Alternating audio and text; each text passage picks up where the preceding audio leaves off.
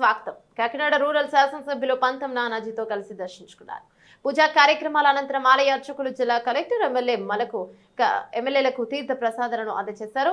భావనారాయణ స్వామి దేవస్థానం యొక్క చరిత్ర, విశిష్టతను ఈ సందర్భంగా పండితులు జిల్లా కలెక్టర్ కు వివరించారు. అనంతరం సర్పవరం ఏపీఐఐసి భూములు ఆనుకొని ఉన్న దేవస్థానం భూములను ఈ సందర్భంగా జిల్లా కలెక్టర్, ఎమ్మెల్యే, రెవెన్యూ సర్వే అధికారులతో కలిసి పరిశీలించారు.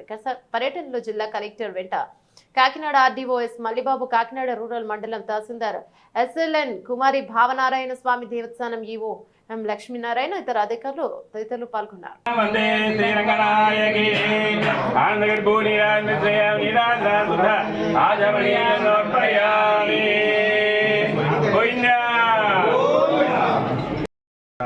జరిగింది చెప్పుకొస్తుంది. ఓహో, నువ్వు స్నానం చేస్తే కానీ అసలు అని చెప్పారు.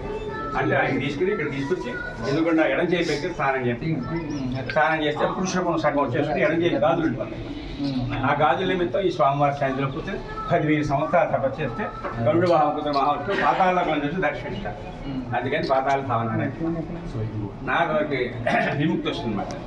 ఇగో ఇక్కడ అమ్మవారి యొక్క రాజలక్ష్మి భావన నాగమని ప్రతిష్ఠించారు. ఎందుకంటే ఈ కథ అంతా విని పరీక్షిత్ మహారాజు పావన చనిపోతే ఆయన కూడా జన్మదేవ సభ్యాగం చేస్తే ఆ టైంలో ఆదిశేషుడు, విష్ణు ఇవన్నీ అందరూ కూడా తపస్సు చేస్తారు. ఇక్కడ చేస్తే స్వామివారి మళ్ళీ ఆ స్వామివారి ప్రత్యక్ష ఏం కావాలంటే సభ్యాగం సగం ఆగుతాం.